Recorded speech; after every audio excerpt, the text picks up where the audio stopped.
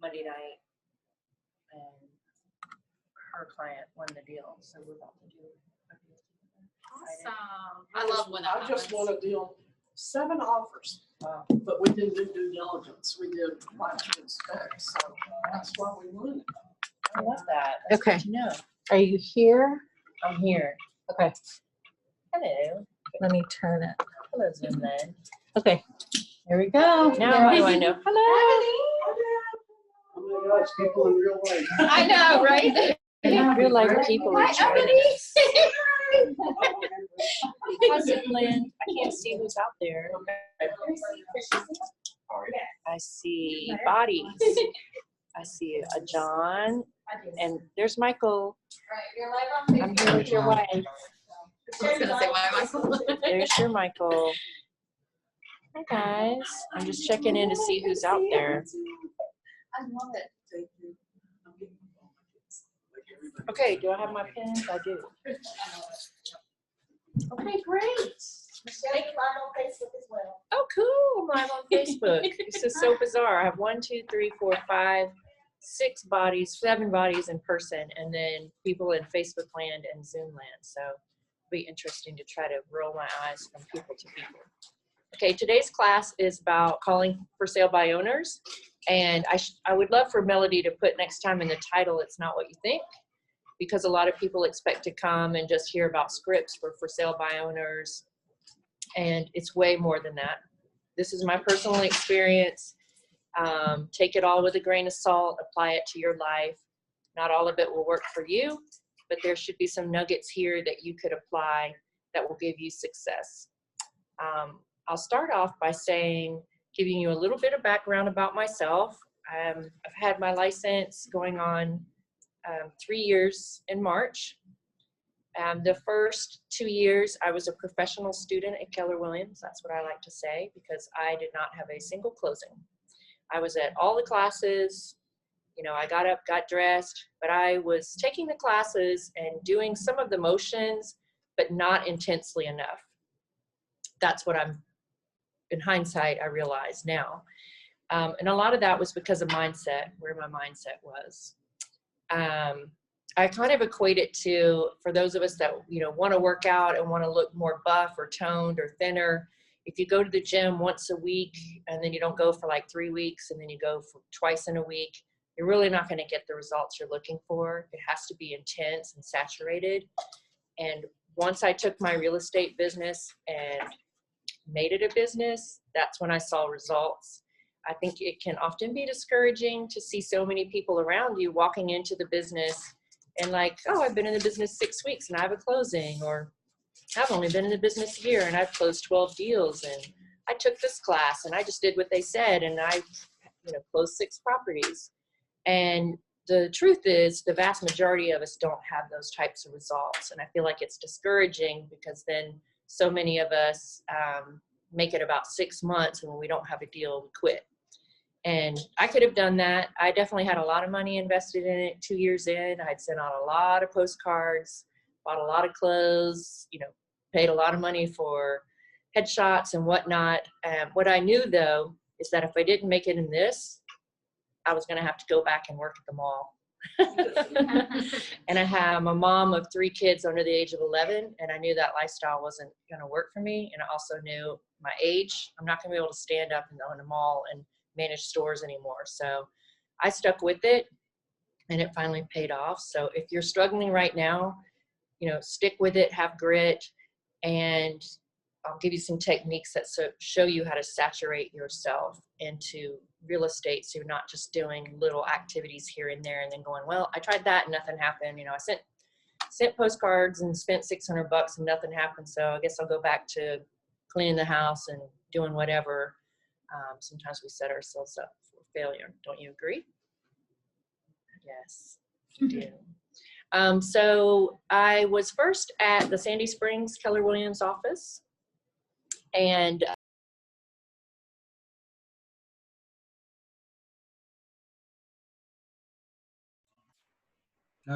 we can't hear you, Michelle.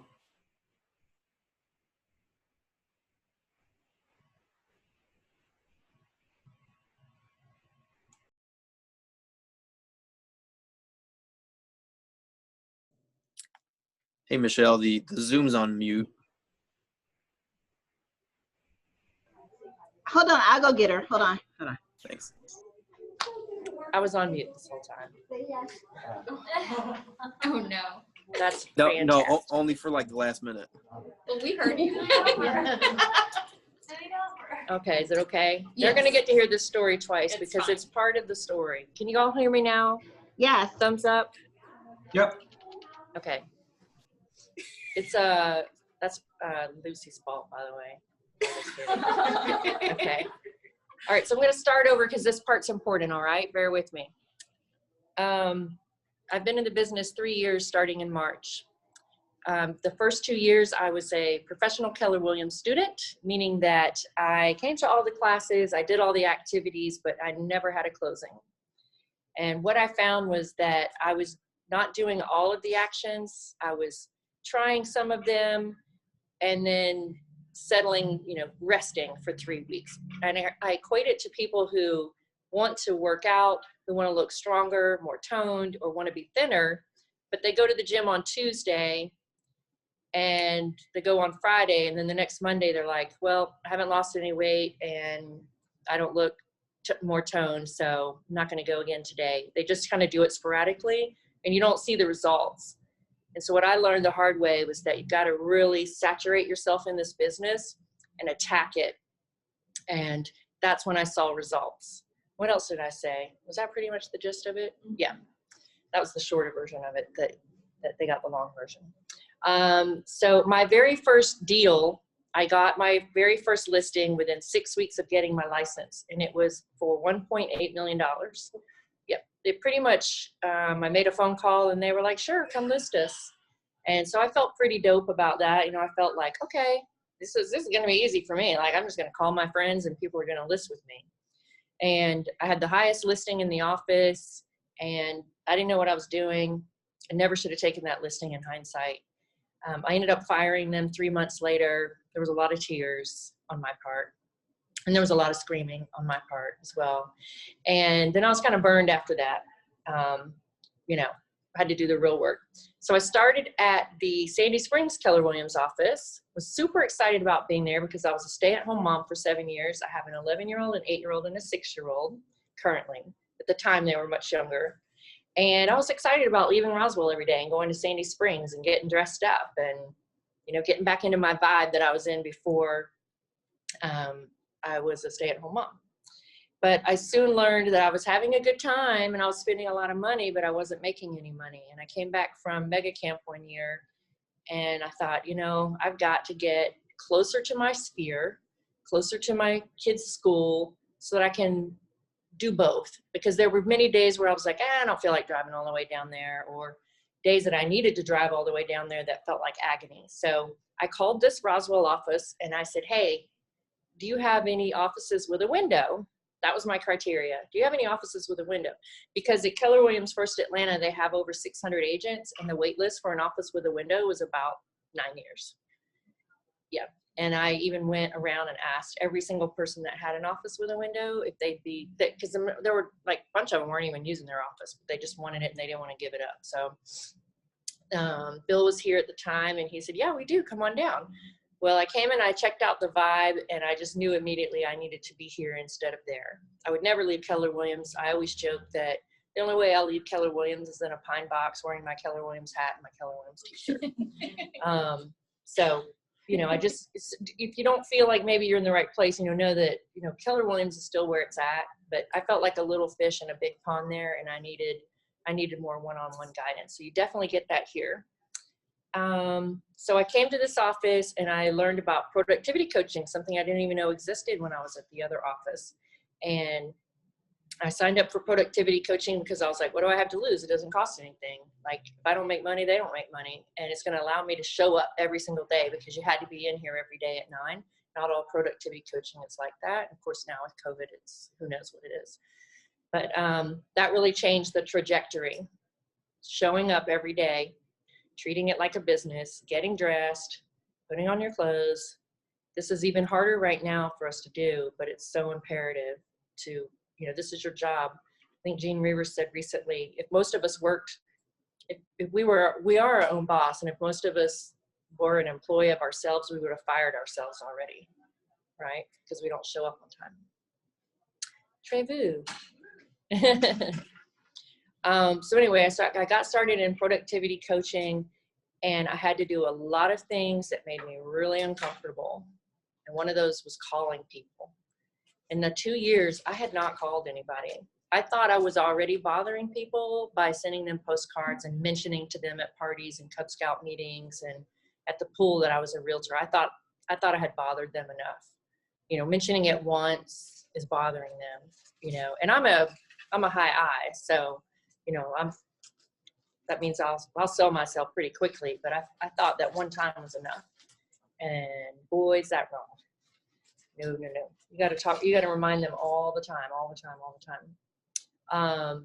So I got started with productivity coaching, and we were meeting every day, and we started calling people. And my coach encouraged me to pull the list of everyone in my neighborhood, scrub it off of the do not call list, and to just call them. We worked on scripts and we practiced, and basically the script would just go like this.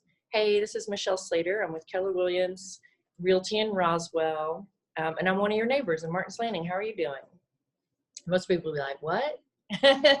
You say, I'm Michelle Slater. I'm one of your neighbors, and I'm also a realtor in the area. And they're like, oh, hello. Hi, how are you? And I'm like, I'm good. I'm just calling around the neighborhood. You know, I live over in 6 branches, and I've got a couple of buyers that are interested in the area. Who do you know that would be maybe thinking about selling in the next couple of months? And I was surprised how many people were nice. They were really nice. They would say, oh, I don't know. You know, they would think about it. And then we would just start talking. I say, how long have you lived in Martin's Landing? They would tell me, you know, we just had casual, friendly, real conversation.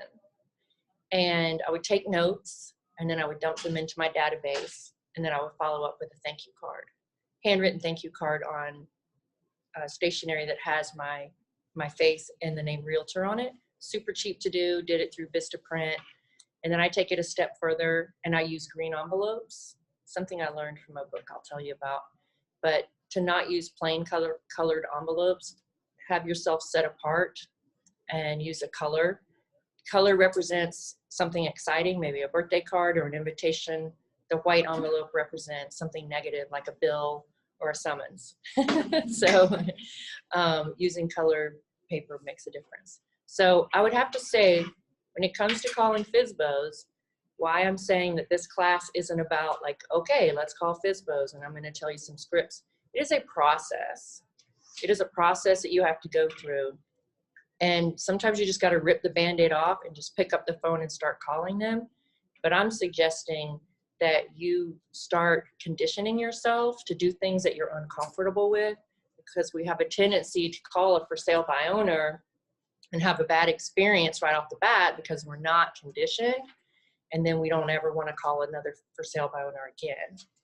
And oftentimes our tone and our demeanor and our mindset when we're calling those for sale by owners, they can hear it. I mean, I'll hear it when we were in this room together with other people in productivity coaching calling for sale by owners.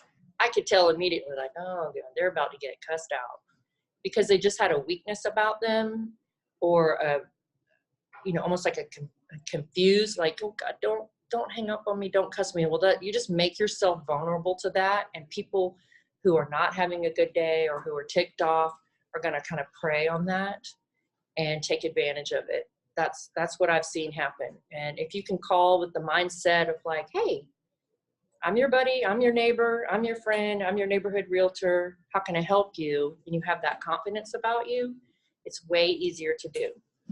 So just like I said, from, you know, take everything I'm saying with a grain of salt, and it's one perspective of how you can go about things. There's certainly other ways that other people do it. For instance, there's teams that they train their ISA, their internal sales associate, you know, within 3 weeks of how to call for sale by owners, and they have a script in front of them and they're just rattling it off. But they're not really building that rapport or creating that trust or getting to know them. My perspective on for sale by owners or anyone I'm calling is it might not be today. I'm not looking for today, but maybe in 6 months, maybe in 3 months, maybe it's a relationship I build and they know someone. If I can get someone on the phone and I can get them to stay on the phone and I can get them to talk, I'm not so worried about, I got to hang up this phone and have a listing agreement from them today. It's just nurturing it and allowing it to evolve into something. And I'll tell you some stories throughout the class where I didn't get the for sale by owner, but now we're friends and I talk to them all the time and I give them business and they give me business. So it's a great opportunity for that. So are we ready to dive in? Yes. Okay. So like I told you from the very beginning, I struggled to get closings. Then once I started in productivity coaching, once you get a little bit of success, then you get your confidence, and then it's really just about layering it from there. So since January, I've closed 15 units for a total of, I think, $5 million. And I intend to close another 8. I have another 8 on the books right now. If I push and get through it, I could probably close 10 instead of 8. But full disclosure, I'm having a surgery in late November, and I'm trying not to put too much on my plate because I don't want to give poor service. I'm trying to take some steps now where if I do get a lot on my plate, there's some people I can parlay some work off to. My intention was to close 34 this year. I'll close around 25. So I'm not disappointed by any means. It was a stretch goal. How many of you create a business plan for your business? I know some of you are new. You do. Okay, good. Okay. That's something, if you're not in productivity coaching, it's really so great, because that's not something I could have done without productivity coaching. If you know your assessment on the disc, like a high I, we're very outgoing and talkative, and we love to talk about ourselves and sell ourselves. When it comes to the minutia of numbers and planning, not so much. And so I've gotten, I think, really great at doing better at planning and putting my numbers out there. And there is a process through the Millionaire Real Estate Agent book that shows you exactly how to make your business plan. If you ever need help with it, I'm happy to help. Aubrey can help you. I mean, he has that book memorized backwards and forwards. Because once you see your numbers and you know what you're trying to do, it gives you that motivation to call for sale by owners. When you're not making your numbers, for sale by owners are the low-hanging fruit. They're literally the people waving their hand going, hi, I need to sell my house and I don't know any good realtors and I don't know what I'm doing and I'm just going to try it. I mean, I can't tell you how many for sale by owners I've called and I asked them, so what made you decide to sell your house yourself? Have you done it before, or do you just hate realtors, or, you know, try to make a joke out of it? And they're like, no, I've sold like 3 or 4 houses by myself. In my mind, I'm thinking like, okay, they're probably not going to sell with me, but I'm going to make friends with this person because it sounds like they do a lot of real estate transactions. Sounds like they do a lot of buying and selling, and maybe not today, but maybe in 6 months, maybe if I show this person my value and throw them a couple of great deals, you know, eventually they're going to, you know, use you as a real estate agent if you do all the steps that are in the Millionaire Real Estate book with the 36 touch and the follow-up. I've had other people say, I don't know. I mean, I don't really know anybody here, and I just thought I would try it myself. They're really just trying to test the market and see what's going on. And then you have other people who, they have some financial reasons, divorce, separation, maybe they're upside down in their property, you know, that just really can't do it. You really can't afford the 3%. And so there's other ways around that too. You got to think of it this way. 1% of something is better than 3% of nothing. So there's oftentimes I've negotiated my fees, but I'll tell you, when they pick me, they'll tell me, well, 4 other people offered us the same thing, but we liked you because you were the most down to earth, or you were the most knowledgeable. So if and when you have to offer it, I know we poo-poo it a lot, but if and when you have to offer it, it has to be a business decision. And I'll tell you more about that. And that's where it comes into play, like having your business plan and knowing what you can afford to do and what you can't afford to do. Questions? No? Okay. So we're going to start off with mindset. There's a couple of books I highly, highly, highly recommend that you read if you have not read them. Again, I have an 11-year-old, an 8-year-old, and a 6-year-old. I sing in a band. I sit on a board. I'm the chairperson for the events committee. And what else do I do, honey? Oh, yeah. And I also have a vintage clothing business online. I don't have time to read books, but I have time to listen to them on Audible. And our productivity coaching gave us a free Audible account so we could listen to all these books together. Wouldn't it be interesting if, say, Marinella got together, you bought a couple of books, and I forgot your name, Mindy. I was going to call you Melody. Mindy, I was going to call you Melody again. You know, Mindy gave you a couple of bucks and you shared your password and you could read these books as much as you want. It doesn't have to cost you a lot of money to read these books in Audible. And I listen to them when I'm driving. I listen to them sometimes at the gym. One of the things our coach had us do, it was a contest, and we had to read 3 books in 1 month, do our business plan and something else. And I was always up for a challenge. And when I read those 3 books in 1 month, that's when I had the biggest mind shift change. And it occurred to me because just like working out, if you go into the gym every day for a week, for 3 weeks, wow, like the results are amazing.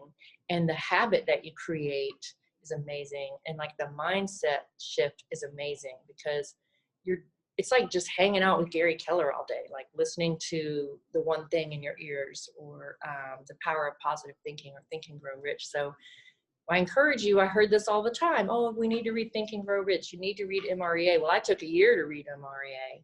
I couldn't remember what the first chapter said when I got to the end chapter. When we read these books, we really need to be flowing through them in a month, living in them for like a month, and moving on and reading another one. So I challenge you to read at least 12 books a year. If you really want to grow and change, you know, if you just want to close 6 deals a year and, you know, be who you were a year ago, that's totally fine. You know, everybody's got something they want, but if you're really trying to improve yourself, you got to read a lot of books, and a lot of books means 1 a month at least. So a couple of books are MREA. Marinella, you know what MREA is, right? The red book. Right. So the Millionaire Real Estate Agent book. Sorry, yep. Nope, we should read it once a year at least. And we keep ours close by. Ours looks, I always say, my MREA books looks a lot like my mom wishes my Bible looked. Like it's all doggy-eared and it's wet and it's written all in. But it's a great resource. And my husband and I, we do our budget numbers at least once a month, and sometimes we'll think like, is it 4% or 3%? It's like, go get the book and figure it out. You know, we follow that book to the letter.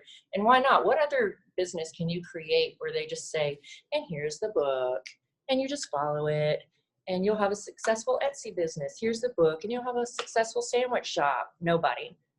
They hand it to you. It's a no-brainer. So the MREA, right now, The Shift is the book you should be reading. Gary Keller says in The Shift, when times are tough, as they are right now, you have to be looking for the motivated. And that's one of the things, like prior to COVID, I have my little whiteboard and I see who's going to be a buyer in October. I see who's going to be a seller in January. And I feel pretty comfortable. You know, I feel like, okay, 24, I can do that. Well, now all of a sudden it's like, oh, I need a pending tomorrow, because those people that were going to buy and sell in October and January, things have changed. You know, well, I don't need to move now because my kids aren't going to school. So we're just doing all, it doesn't matter. I don't need to move. Whatever it is, you got to find the motivated, is what Gary Keller says in The Shift. And The Shift is the book for right now, because he talks about how you need to pull back on your expenses and what actions you need to take more of, because there's opportunity in changing the way you're doing things. While the market's getting slimmer and a lot of real estate agents are going to fall away, I've already seen it amongst my own peers where they've fallen away because they weren't stable enough when this happened. And now their husbands lost the job, and now they're like, I got to go back to work. And I've already seen it in somebody in my downline. With the book, The Shift, it's going to give you the formulas for how to bump your business up right now. And that's for sale by owners.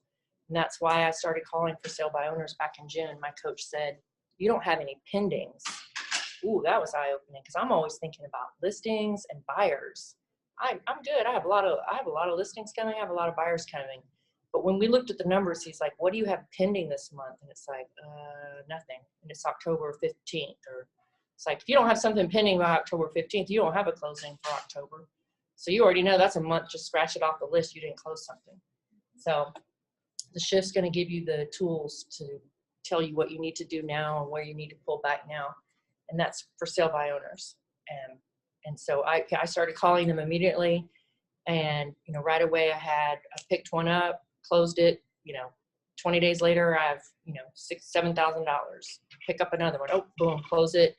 And there's a formula to what I'm picking too, so that I know I can close it. Let's see, power of positive thinking, the big why. Anyone read the power of positive thinking? It's a good one. The big why. And for those of you wanting to get all this down, shoot me an email at Michelle with 2 L's, King, K-I-N-G, Slater@kw.com. And my assistant Kathleen has this book, this list of books that I recommend, and she'll shoot it to you along with the for sale by owner scripts. Okay, so it's Michelle King Slater @kw.com. The big why, go ahead. Did you have a question? Oh. Is it M-I-C-H-E-L-L-E, Kings?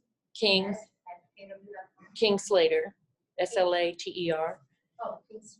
at kw.com. What else? Another great one is, oh gosh, it's right on the tip of my tongue. Maybe I have it over here. Oh, Can't Hurt Me. Can't Hurt Me by Stephen Goggins. Great book for getting through calling FSBOs. This guy is raised by a very abusive alcoholic, and he's beaten severely most of his childhood. He has a really low education, low self-esteem. He's drastically overweight. He's obese. He turns himself around and becomes a Navy SEAL. He's the only person to go through Hell Week 3 times and still become a Navy SEAL. And then he's like the only person to, I never say it right, but he's like a captain and a something and a something. I don't know. He's just amazing the way he turned his life around. And when you read this book and you think, I'm too chicken to pick up the phone and call it for sale by owner, this guy has literally been through hell. I mean, really, it's just so silly. So this is a great book. Atomic Habits. Oh my God. I just finished it again and I'm reading it again. Was it so good? So good. Atomic Habits. This is one of Gary Keller's books that he keeps on his desk. This one is great for calling for sale by owners because it's about just creating some steps that will lead you to doing the activities. Let's see what else. Atomic Habits, Big Why.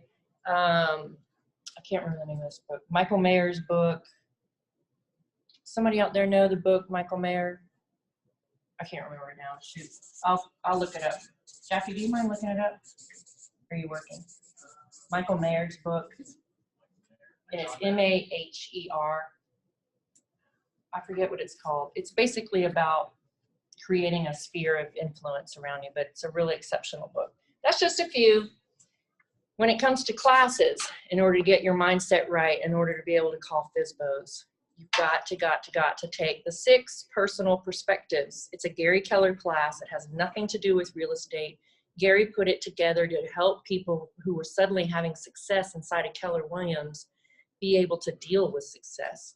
If you're like someone like myself who goes from making $45,000 at most, working in a mall, and now all of a sudden you're making $225,000, there's a difference there. And in order to continue to be a success and build on that success, the 6 personal perspectives, I highly recommend. I'm actually going to get certified in this class so that I can teach it. It's really great. I keep wanting Aubrey to teach it. Did you find it? The pursuit of praxis. No. No, it's 7 levels of communication. That's it. I was thinking it was the 5, but it's 7 levels of communication. Excellent book. Oh my God. It's the besides MREA, it's the #1 selling real estate book of all time. And Michael lives here in Marietta. He's close by. He teaches stuff every now and then. We had a Zoom call with him not too long ago. I remember it. It was back early in the summer. So 6 personal perspectives. And I tell you, because I was a professional student, right? I'm telling you the classes that I know you need to take. A lot of them are, get you kind of all distracted. This one's a great one. I keep the 6 personal perspectives on my desk just for that clarity. When I start thinking about calling expireds or for sale by owners, I look back at my 6 personal perspectives, and it kind of grounds me again of like, yeah, I need to do this. I need to call some folks. Another one is Andy and Leslie Peters' class, Think Big.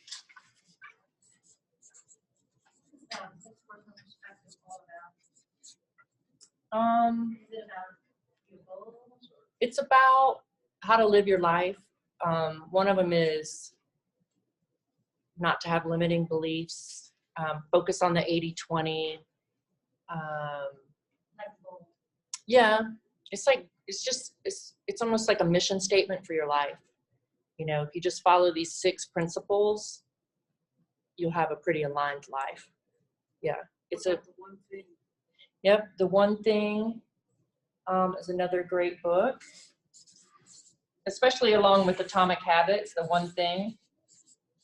If we just focus on our one thing, my one thing is just getting to know as many people as possible, but in a intimate way, not just on a stage or through a postcard, but getting to know as many people as possible. So a lot of times you get bogged down, oh, I need to rewrite this contract, and this guy needs an inspector, and this lady said she wanted to look at this house, and I have to think like, what's my one thing? It's like just getting to know as many people as possible. It's like, what's the one thing I can do right now that will achieve that goal, and I focus on that and then line everything up after it. Does that make sense? It just helps you ground again. So all great books, all great classes, and of course, Bold. The first time I took Bold, I didn't finish it. I was like, I can't do this. I can't keep up. It's too much. And I started feeling more poorly about myself than I did when I came in. But the purpose is it still pushed me past my comfort level and showed me that other people were having success doing things that were hard. And so whether or not you walk out of there and you're like, I am bold. Yeah, I did it.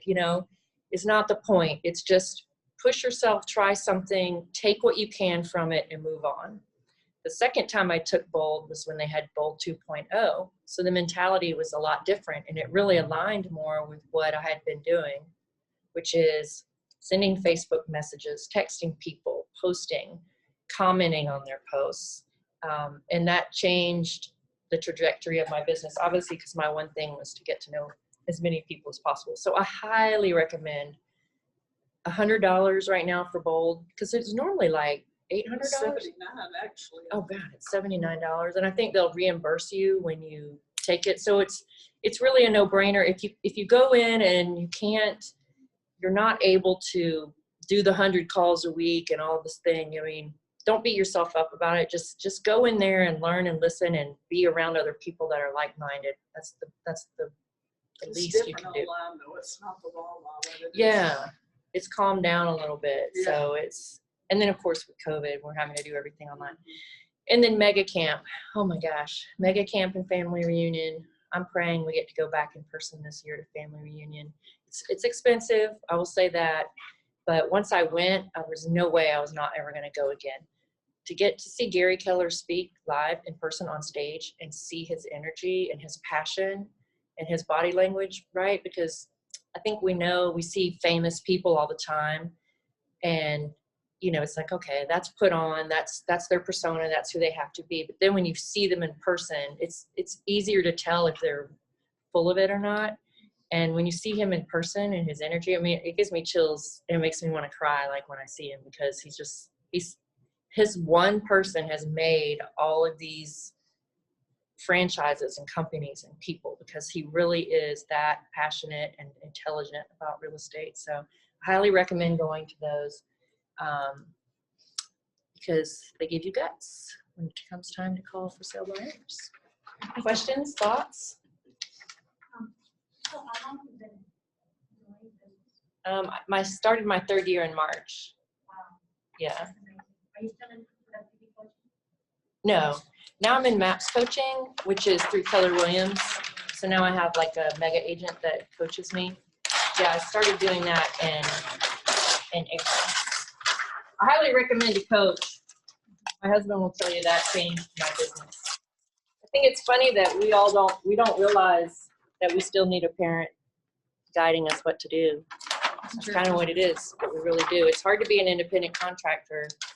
You know, even if you're passionate about it, a coach just keeps you in line. And who's in productivity coaching in here? You are. Yeah. Yeah. So what's that? I was with a different gentleman that was here before Bill. His name was Ray. He was good. He taught a lot about the language of sales, which we use in our scripts and calling for sale by owners. Let me just get my notes together. Yeah. Anybody else have a book they would recommend? Anybody reading anything currently?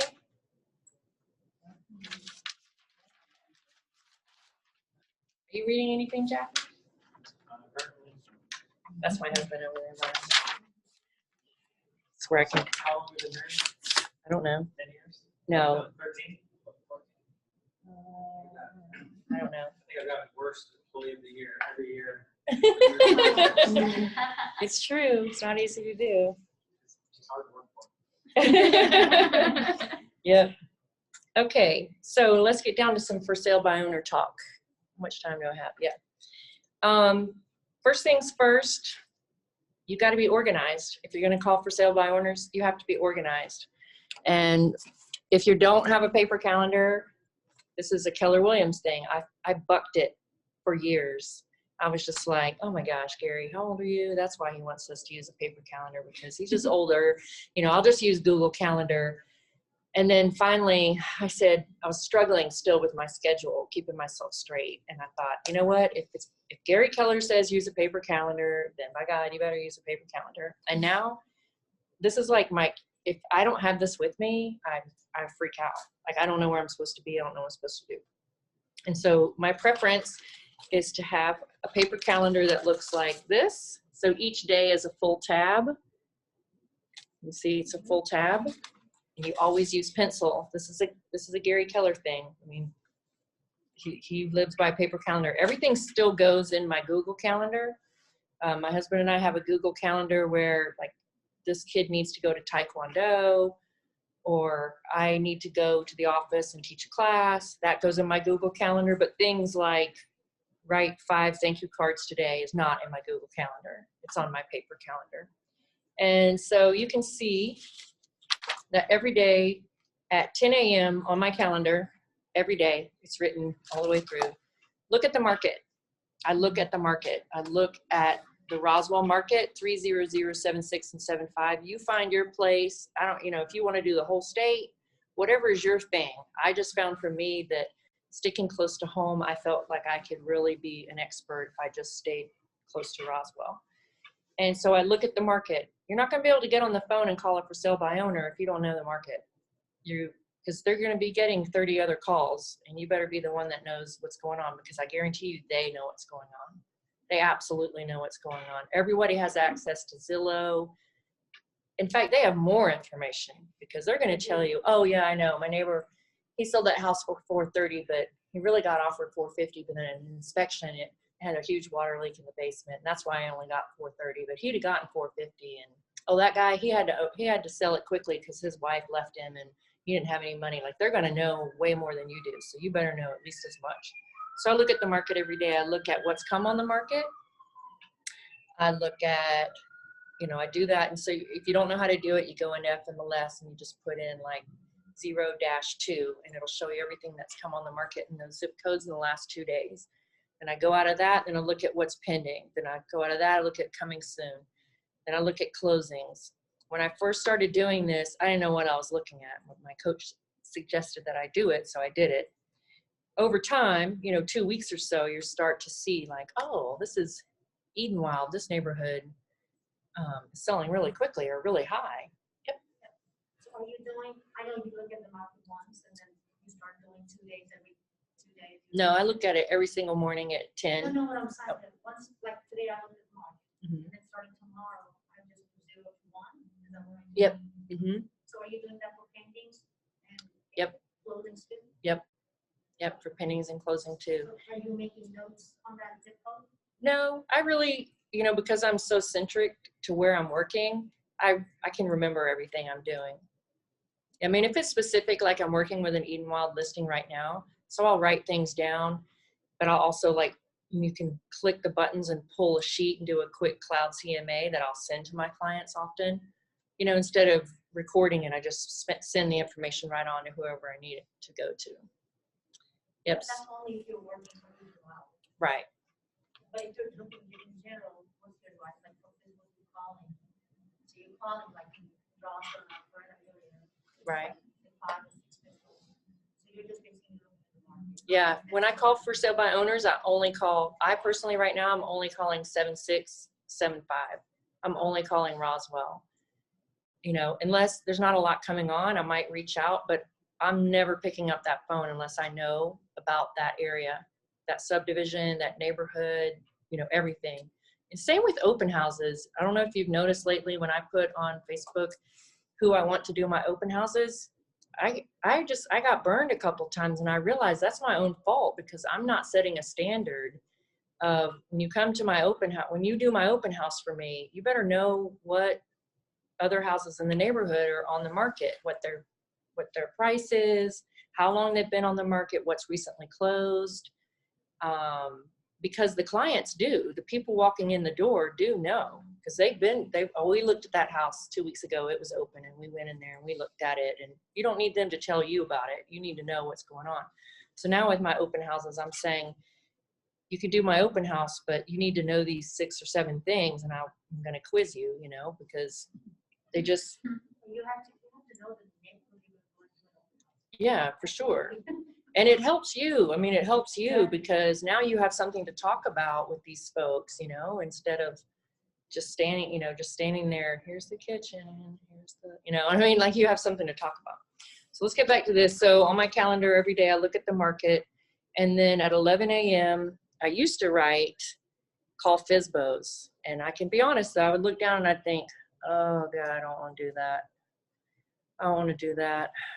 I know I've had success with it. I know I've made 15 grand off of it, but God, couldn't I just call one of my friends and make 15 grand? So, so I changed it, and now I changed it to look at Zillow for sale by owners. I learned that from Atomic Habits.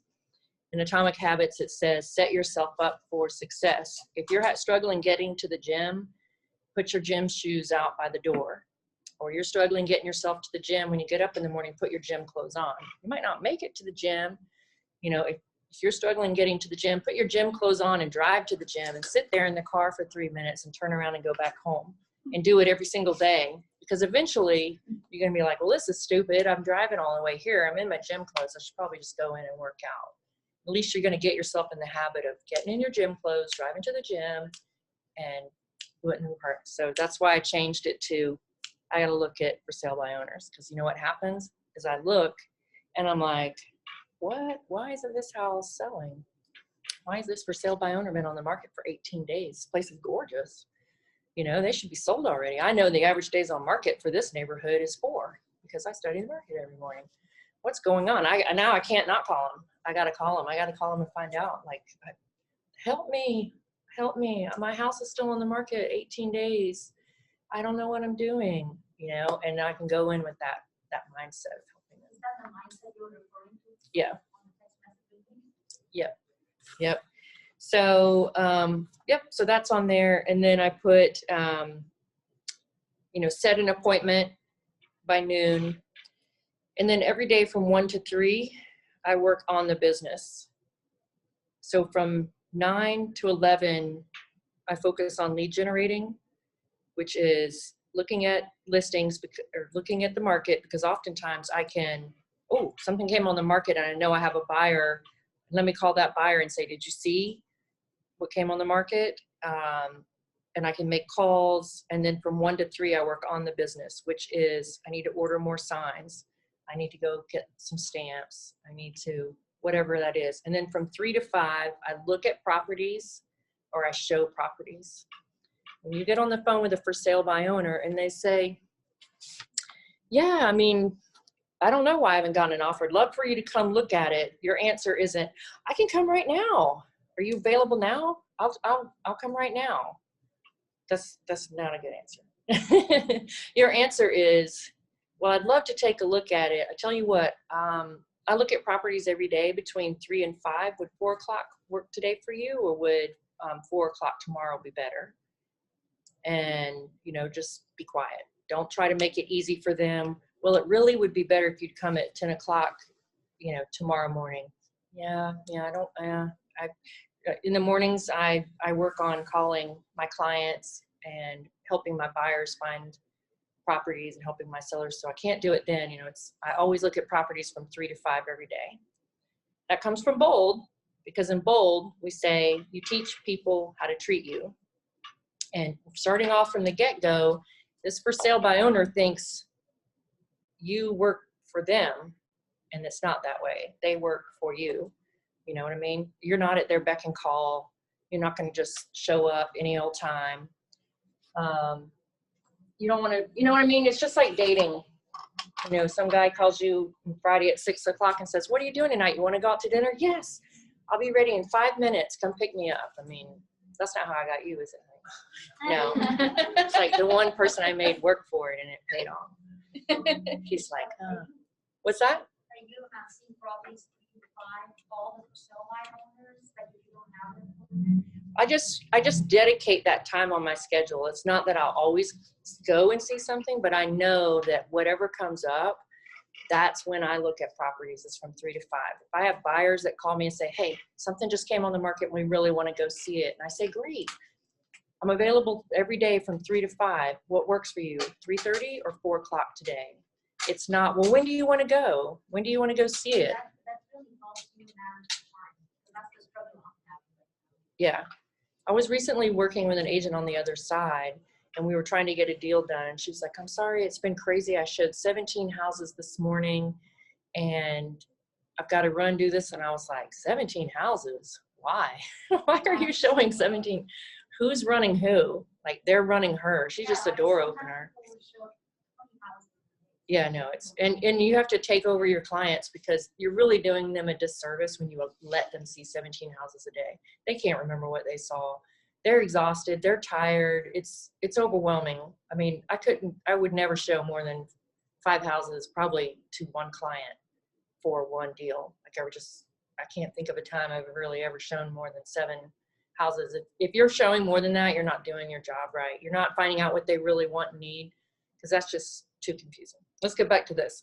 So 3 to 5, that's why you have to have that schedule, and it's in front of you, and you've got your calendar in front of you when you're talking to for sale by owners, so you're not distracted by the dangling carrot of like, hey, come make 15 grand if you come right now. No, because if that's how they're going to be, that's how they're always going to be, and you're not going to have a smooth transaction. It's not going to be worth even 15 grand. I learned that the hard way, right, with my first listing. You know, they set the bar, and I was their little runner. And when it came to work-life balance, it wasn't worth it, right? That's one of our statements back there: a life worth, or that's a bold law, a life worth living, a business worth having. So you can have all the money in the world, but if you're just running to and fro, not having any quality time, it's not really worth it, right? Yep. All right, so you have your schedule. Next up, let's see. Oh, here it is.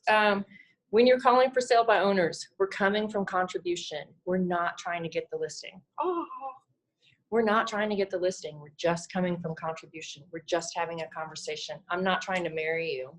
I'm just trying to get to know you. Because again, we're business owners, and we get to pick and choose who we do business with, because it actually costs me money to do business. It costs me money because I have to pay babysitters to go meet the photographer. I have to pay the photographer. I have to listen to them cry on the phone about how they don't want to get rid of any of their stuff, you know? So when I'm on the phone with them, I'm not looking to get the listing. I asked Melba about this recently, because someone said in my last class, when I call for sale by owners, do I have to scrub the do not call list? Well, they put their number out to the general public, first of all, but they didn't put their number out there to call and be solicited for the business. They put it out there for people to be interested in their properties. So there's a little gray area there. Melba's answer to that was, hey, they put their number out there. They asked to be called, but you don't call them with like, hey, I'm Johnny Realtor and I've sold 15 units this year. Let me tell you how great I am and why you should list with me today, and pound them, pound them, pound them, pound them, pound them. That's going to be annoying. And there's plenty of teams and companies that do it and it works. It works, but if that's not in your wheelhouse, you can do it this way, and I'm telling you, it works too, right? What did Gary say recently in the last mega camp? He said, you know what we found out is that everything works. Everything works. That's the thing. It's like everything works, and that's what's so hard, because like postcards work, newsletters work, phone calls work, Facebook posts, it all works. You've just got to find like what you're good at and what makes you different and what you're comfortable with, because you're just going to kind of rise to the top of that. So when I call, I'm coming from contribution. I don't talk about myself for the first time ever in my life. I just, I'm very just laid back. I'm not worried about whether or not I get the listing. You know why? Because you got to have money in the bank. That's the other thing. That's what we learned the hard way. When you take all of these classes, there's another one I meant to tell you about. Bob Kalinsky's How to Run Your Business Like a Business. I've taken it 3 times, because that's about how many times you have to take it to get it figured out. Run your business like a business. That first check you make, don't run out and buy something fancy with it. Take it and put it back in your business. That first listing I got, the $1.8 million, my husband knows, had I sold that house, I would have gone straight to the Range Rover store and bought that red Range Rover I've been dying to have. That was 2 years ago. Now I don't even own a car. I don't even own a car. My husband and I have one car that we share and drive together because we both work from home and we don't need it. Yeah, one day I'd still love to have it when they go electric, but I'm going to pay all cash and I'm going to have properties and I'm not going to have debt when I do it. When you have money in the bank, and you'll learn all of that if you get into productivity coaching or some kind of coaching, or you follow the MREA business model and it tells you what to put aside. You should have 3 months of operating expense aside. When you have 15 grand in a savings account and 6,000 in a regular account, and you're calling it for sale by owner and they're a jerk, and you're like, okay, thanks. Click, you're not even worried about it. When you're kind of behind and you need to pick up a listing or two, but it's not like your lights are going to get shut off if you don't get one. Your mindset and your tone and your body language are just so much more relaxed. Oh my God, what is that? Amber alert. Oh, that was my phone. Goodness. Yeah, I'm sorry. It was an Amber alert. No worries.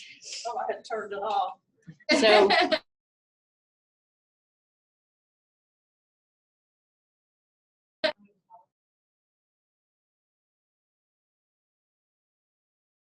you're going to come to my class and we're just going to learn about scripts, and you're going to learn how to be bold and just call them. And I'm telling you, it's really about mindset and having your what together. When I call, I'm literally like this, because I'm not selling them anything. So you have to say who you are. You're required by real estate law to say your name and that you are a realtor. Okay, so the minute you call and you say, hi, this is Michelle Slater with Keller Williams Realty, they're going to be like, I don't want to talk to another realtor. They have the potential of being that way. So what I say first is, hey, I'm calling about your house for sale. This is Michelle Slater. I'm with Keller Williams Realty. Is it still available? And I just get right on through that, because it's not about me. And if they feel like it's about me, it's just a waste of their time. So you're kind of getting them interested by saying, hey, I'm calling about your house for sale. They're thinking, oh, somebody's interested in my house. This is Michelle Slater with Keller Williams Realty. Is it still available? Oh, they're interested. They're not really sure. They're like, is she trying to sell me, or is she got somebody? I've never had anybody be mean to me. I've never had anybody be mean to me. They're always like, oh yeah, it is. And then just zip it. Just zip it. Don't have nervous talking. I need to say something clever and cute, and tell them how great I am and how much I know. Just sip it and let them talk, and I promise you, you cannot get them off the phone. And my assistant witnessed it because we did a live open FSBO call one day for the last class that I taught. And I was literally like, okay, well, thanks so much. I'll keep you in mind. I'll let you know. And they just keep going and going and going. So it's literally, hey, I'm calling about your house for sale. This is Michelle Slater with Keller Williams Realty. Is it still available? Yeah, it is. Yeah, it is. I said, okay, have you had any offers on it? Well, we had one guy that wanted it, and they'll just talk. They'll tell you all kinds of stuff for 5 minutes. What you've got to do is pick up on the little nuggets of things that they say and be interested in those things. I had this one guy that was interested in it. It didn't work out, or, you know, so you're asking those W questions. Why do you think he walked away? Well, I think he was this, that, and the other. And then you're able to drop in little nuggets about yourself. My husband and I call it my pageant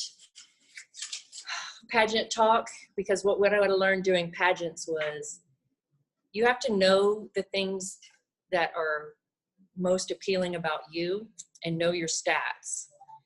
And no matter what questions people ask you, be able to drop those in there. So it's a way of talking about yourself, but in just little disbursements of knowledge. So it's not like, well, let me tell you, I closed 15 units this year and a $5 million. No. So they'll say, oh, he was pretty close. He was, you know, he was binding and decided not to do anything. Well, why do you think he walked away? Well, something happened with his lender, this, that, and the other. And I say, oh, well, that's one of the things that I do is I make sure I speak to everybody's lender before I accept any offers from my client. So tell me, who was his lender? I'd love to know. So you're trying to drop in little things where they say that he wanted too long of a due diligence. Well, how long was due diligence? 14 days. Oh, 14 days. Oh, no. When I'm your realtor, which is a bold statement, when I'm your realtor, it's the way you're saying the inflections. When I'm your realtor, I would never let somebody have a 14-day due diligence. That's too long. That's 14 days of you being off the market. The other thing you're doing is I'm on the same side of the fence as you. I'm the realtor and you're the client. I am right here by you. Oh my gosh, 14 days. That's awful. No. When I'm your realtor, we're not going to let anybody hold that for 14 days. Then coming from contribution, well, I study the market every morning between 9 and 11, pageant drop. And I noticed that in your area, houses are selling on average about 4 days, and yours has been on the market for 18 days. Why do you think it's been 18 days? Do you think your price is too high, or is there a condition issue? You kind of have to throw out some things that are like A/B choices. It kind of creates more conversation. And then let them tell you, well, I thought my price was right. Well, where did you come to your price? They're going to tell you, right? And say, look, every day from 3 to 5, I look at properties, and I pride myself on having seen everything in Roswell. It's important to me for my clients that I really know what's going on. Would it be helpful if I came by and took a look at your property? Worst case scenario, give you some feedback. And I've always had them say, yeah, that'd be fine. That'd be fine. So I'm never mentioning that I want to list it. I'm insinuating it. I'm dropping little pieces in there. But really, your main goal is to build rapport, because I'm not at that moment trying to walk away with a listing as much as I'm just trying to get to know as many people as possible. And if you stay on top of these people and you built that rapport, you're going to get the listing. But if you get the listing and you haven't built rapport and you've just been a pushy salesperson, 9 times out of 10, that relationship is a little bit strained. It's building that rapport where they trust you, know you, like you, trust you, is the opportunity to really win them over so they'll listen to you. Because what's your ultimate goal? It's to close it. It's to close it. And so you got to be thinking like, it's not about what I got to do to get this listing. What do I got to do to close this listing? I got to get this guy's got to listen to me. He's going to have to listen to me when it comes to staging, because when you're looking at the pictures, this place is a mess. If he's not going to listen to me, I can't sell it. I don't need that listing. I don't need that. That's money out of my pocket. That's time out of my pocket. So the criteria for me when I'm looking at for sale by owners is I'm looking for properties that will sell quickly. I mean, I'm talking about the lowest hanging of the lowest hanging fruit. Like the first one I got, it was this gorgeous townhome. It was only like 4 years old, and her taste was meticulous, and she kept everything so neat. And it was like, all I got to do is go in and take some great pictures and do some flashy marketing, and this is gone. Oh, so, you know, I'm looking for that. I'm not looking for the hoarder. You know, I'm not looking for the hoarder house, like full work. You know, somebody's going to get it. It's not going to be me. I can't do it. No. I got other clients, you know what I mean? If I'm starting out and I just need like a couple of listings, like you're going to have to do what you're going to have to do. But look for the listings that you know you can go in and you can get it sold. That should be your bottom line. I'll be happy to send you some scripts. And then on Fridays, I'm meeting in the office. It's usually about 1:30. And we talk for a little while more about this strategy and this mindset. And then you watch me actually call a for sale by owner. No pressure. If you don't want to call one yet, that's totally fine. I just feel like we stand up here so often and we talk about what we do. We don't actually see anyone do it. And it's a different situation. And when you see it happen, it, just makes you realize like it's so easy. I'll say out of the 4 FSBOs that I've gotten, all of them have said, well, we had so many people call us. We had so many people offer us a discount, but we just liked you. We liked you. We felt like you got it. You trusted us. You liked us. And I'm looking for that too. I'm not being fake. I've met people before and I walked away and thought, cuckoo for Cocoa Puffs. Okay. Like, oh God, please don't call me back. I do not want this listing. You know what I mean? So I'm looking for, a smooth transaction, something that I can build my reputation on, something I know, like, they can send me referrals and their referrals will also be nice, normal people. So love for you guys to come and shoot me your email and I'll make sure you get invited to that. Yes. This Friday, usually around 1:30. I could talk for hours. I could just talk for like another 2 hours, but I know our time is up. So Thank you, Michelle. yep, it's I tried doing that and I couldn't figure out how to make it work.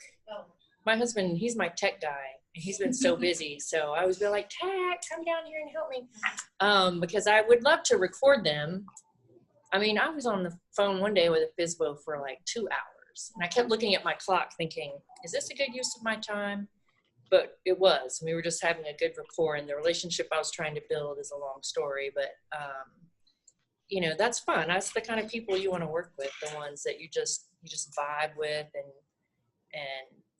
What response do you get? Usually when I call this, do you have a line? That's the first thing. Yes, same thing. yeah, they call and say, well, it's funny because I never get that question because I don't know if it's the way I'm approaching it, but I'm kind of always coming from curiosity and contribution where I'm just saying, hey, how's it going? I'm the same way I would with Marinella. When I'm just calling other realtors, for instance, when I have a buyer that likes a property, I always call the realtor first if I know my client's really interested in it for the same reason, because I need to know a lot of kind of firsthand information that's going to help me.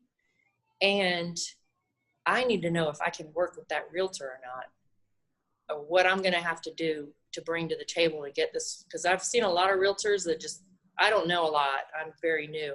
But I've worked with a lot of realtors on the other side that are really lost. And so I'm doing the same when I'm calling for sale by owners. I'm just calling them as a realtor. Hey, tell me how it's going. I've never had anyone ask me if I have a buyer. Yeah, so I would say that that's probably something that's happening in your scripts that, you know what I mean? That's my only guess. Is that They're asking to buyer. yeah. So I always tell them to look. I always have the buyer. Yeah. And, I'm going to give you your Yeah. property tours and learn about your property to offer your property to my buyers. Yep. So They're asking if when they ask you if you ever have a buyer. So there's 2 scripts for that. One is, do you have a buyer? Well, I don't know. I haven't seen your house yet. And then just keep talking. You know what I mean? I don't know. I haven't seen your house yet. The other is, do you have a buyer? Well, that's the thing. I'm legally not allowed to solicit your property to other people. See, you're only on Zillow right now, so you're only on one website. When I list your house, when I list your house, I put you out on 450 websites. That's how I get the buyer, because I put your house out onto 450 sites, and now the buyers are calling me. You just got to keep bringing it back to where you're going to give value, because what they're thinking is like, I don't need you. I just need you to bring me a buyer, right? And it's, well, I don't know if I have a buyer. I haven't seen your house yet. You know, I look at houses every day from 3 to 5. I could come by tomorrow at 4. I mean, at the very least, you'll get some great feedback from me. Is 4 o'clock tomorrow good, or would 5 o'clock be better? I mean, you kind of have to be, you know, a step ahead of them. Answering the questions like this, but look, we want to try first to sell ourselves. Yep. And if property not sells, then you can contact us. Yep. So That's how I got 3 of them. Them saying that right there. Yeah. How will you handle it? Yep. Easy. So he's asking, what happens when they say we want to try it ourselves for right now, and then a week or so we may consider listing it. I'm side by side. I'm like, totally get it. I would do the same thing. Absolutely. How is it going? Are you getting a lot of calls? Okay. Yeah, I'm getting a lot of calls. Like, it's a lot of work, isn't it? Being a realtor is a lot of work. Like, one of the things I'm able to do is field out those calls. You won't have to take all those calls because they'll all come to me, or they'll come to the super box. But I totally get it. Give it a week. I tell you what, why don't I come by and just take a look at it? Maybe I can give you some feedback, because, you know, who knows? Maybe you make one little tweak and you'll get that buyer in the next week. Like, I don't care. Maybe they do sell it themselves. Like, that's fine. I'm not worried about it, you know? So I had one like that. And she's like, I just want to try it. Well, whatever little nuggets, when I had created the report, talking about her daughters, talking about Roswell, whatever it was, the next day I sent her a handwritten thank you note. Thank you for showing me your property. There's no reason why it shouldn't sell right away. Reach out to me when you get an offer and let me help you at least negotiate it. No cost to you. Like, I just don't want you to be left out there on your own, you know? And I was serious, you know, why not? She was a nice person. Why should she have to fend for herself? Even if I don't make $1, who cares? And so then she was like, okay. And then a couple days later, I think I sent her something of like, oh, because we had a really good rapport. I said, my friend is opening a new restaurant on Canton Street, and he's offering free dinner for everybody. Would love for you to come. I could introduce you to some of my friends. She's like, oh my God, thanks so much for thinking of me. I'm busy that night, or whatever. A couple days later, I'm like, how's it going? You know, just how's it going in a text? It's good. I've got this one realtor that keeps hounding me, and all she does is talk about herself and how great she is. I'm like, oh, I know those kind.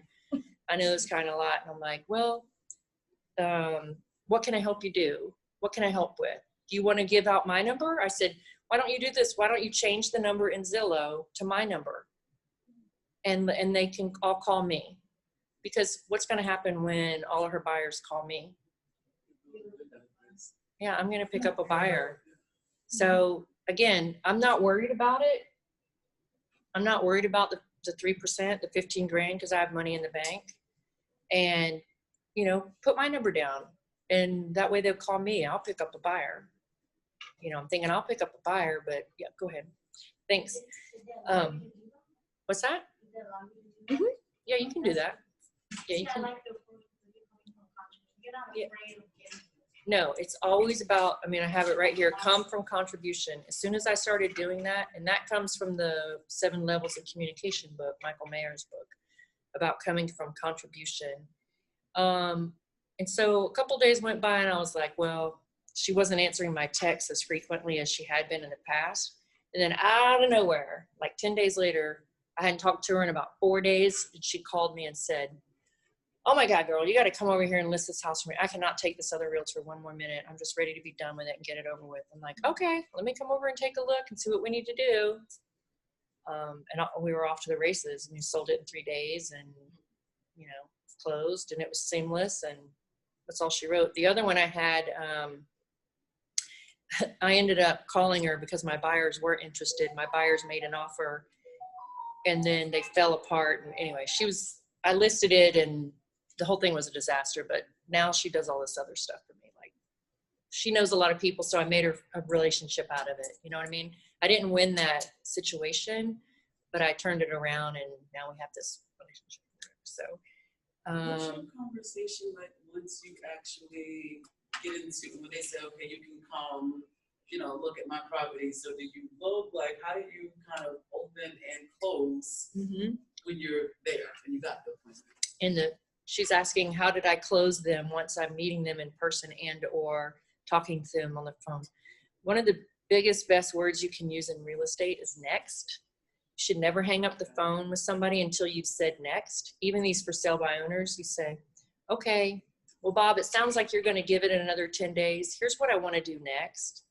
Is I still want to come see your property sometime this week. I know you said you're busy in the next couple of days. So what I'm going to do next is I'm going to call you in 3 days and try to line up a time to do that. So Wednesday, and be measurable. So Wednesday at 4 o'clock, I'm going to call you again and see if we can get that worked out, because I really do want to see the inside of your property. I'm sorry, ask me your question again because I got off track. Oh, how I'm closing them. So building rapport, just finding that common ground. When I went into that first FSBO, you know, I treated her like a realtor. You know, as she's showing me around the house, I'm like, oh, I love this. Is this agreeable gray? She's like, yes. I'm like, buyers love agreeable gray. Another little drop. I know what buyers like. Oh, this is so clean and immaculate. Buyers love this. This should sell in a matter of no time. And just building rapport, trying to find something that's common. Where we struck a common chord was we walked into her closet and she had everything on black felt hangers, and it was short to long, light to dark, just like my closet. And I walked in and I was like, oh my God. And she's like, I know, I'm a bit anal. And I was like, no, you're my spirit animal. And she's like, what do you mean? I'm like, this is exactly how my closet looks, minus the fact that my husband's in the closet with me, and so his side looks like an avalanche happened. I'm so jealous that you don't have to share your closet with a man. Like, I love this. She's like, oh, you don't think it's weird? Oh, that's great. And I said, who did this closet? And we just started talking about the closet, blah, blah, blah, blah. You know what I mean? Like, just building rapport. And then using that word next when I leave. Okay, you know, I get that you're not ready to list with an agent. I totally respect that. Like, because this place is gorgeous. You'll probably sell it. You'll probably sell it yourself in a couple days. Like, if you don't, because you're setting yourself up, right? Like, well, gosh, she told me I should sell it. I don't know why it hasn't sold. Like, there's no reason why this shouldn't be gone in like 3 days. I'll tell you what, I check the market every morning. So I'm going to keep my eye on it and see how you're doing. And I'm going to call you in 3 days and check on you. I want to make sure that you don't need anything. Again, just coming from contribution. And even when I send her the handwritten card, I said in there, listen, I want you to be careful, you know, about just letting anybody in. You know, when you use me as your realtor, we vet everybody, right? Because they're vetted with another realtor that brings them in. They have to use the super key. They've gone through a background check, you know, just trying to bring those little lights up that are like, oh yeah, I'm just letting anybody in. And they're not pre-approved. You know, I make sure they're pre-approved. You know, I've vetted the client. So I just sit in there. I want you to be careful. Just know that when you work with me, I've vetted the client. You know, I have the background check. All the other agents have been background checked. So just be cautious about who you let in. My biggest piece of advice is ask them for their pre-approval letter. She was like, oh, I never thought about that. I'm like, yeah, ask them for their pre-approval letter. Like, they have to have one for me to show them property. I don't take people around to just kick tires. You know, I don't want you wasting your time. Just keep coming from contribution, because when you do, you're showing your value, right? You're showing your knowledge and your value and what you bring to the table. Well, I don't want to keep you guys. I got a 3 o'clock appointment that I got to get to. Hey, Michelle. Oh, okay. Thank you. I'm glad that Good. Yes, that's what I say. That's one thing I learned about being a professional student. No matter what the title of the class is, just go. Just go. If it's like, yeah, because sometimes people will say, well, FSBOs, I'm not going to call FSBOs. I'm not going to go to that class. I mean, did we even talk about FSBOs really? I mean, it's such a small part of what we talk about. There's so many bigger nuggets. If Gene Rivers is ever teaching a class, if he's teaching a class about his middle name, you better go, because he's amazing. If Bob Kalinsky is teaching a class, you got to go. If the Peters are teaching a class, you got to go. Don't look at the title, just go. Because just to be around people that are that successful, I mean, I don't know about you, but I haven't rubbed shoulders with this many millionaires in my life. So, And we have the one with short Gene of Rivers paying to coming go up see too. Tony Robbins, you know, the best way to surround yourself with successful people is just show up to the classes. Thanks, you guys. You're welcome. Thank you. Send me your. I'm teaching a class called Inspiring Workspaces in late October, but I'll probably teach this one again in November. Yeah, I like it. Yeah.